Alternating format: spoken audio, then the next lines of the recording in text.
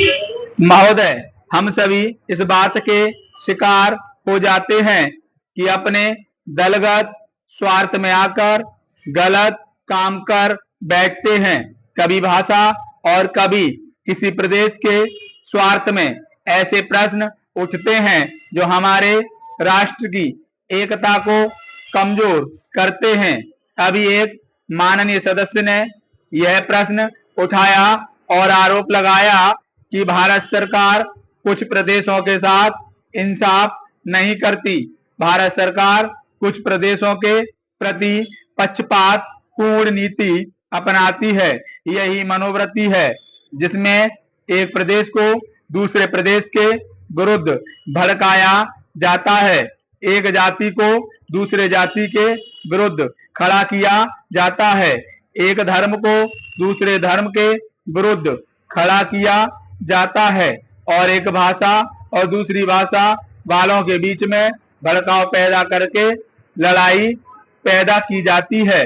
यही मनोवृत्ति है जिसको हमारे विरोधी दल के बहुत से लोग भड़काकर पैदा करते हैं।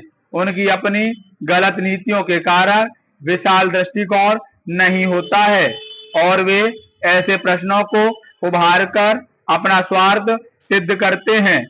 स्पष्ट है कि ऐसे समस्त प्रश्नों का परिणाम हमेशा बुरा होता है। इसलिए मैं सभी राजनीतिक पार्टियों के नेताओं से अपील करना चाहूंगा कि जो प्रश्न हमारे देश के सामने हैं और जिन पर हम सबको चिंता हो रही है तथा जिनका हल निकालने की हम कोशिश करते हैं, उन तमाम प्रश्नों के ऊपर हम ठंडे दिल से विचार करें। श्री वाजपेयी ने एक अच्छी बात कही। उन्होंने कहा कि इन प्रश्नों का हल सड़कों पर नहीं होगा। मैं भी उनसे इस बात में सहमत हूं कि इन प्रश्नों का हल प्रजातांत्रिक ढंग से ढूंढने का प्रयत्न करना चाहिए। हमें इनका हल प्रजातांत्रिक व्यवस्था के अंदर करना होगा। सड़कों के ऊपर इन प्रश्नों का हल नहीं हो सकता है।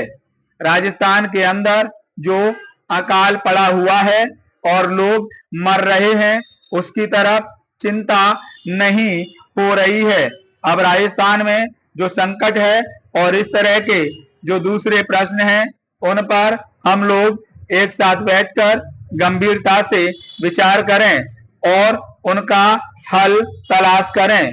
खाली इस तरह से आरोप लगाने से और उपदेश देने से काम नहीं चलेगा। इस देश के अंदर बंगाल में बाढ़ से जनता पीड़ित हो रही थी और उसको अनाज, कपड़ा और जीवन की रोजमर्रा की आवश्यक सामग्री भेजने की कोशिश हो रही थी।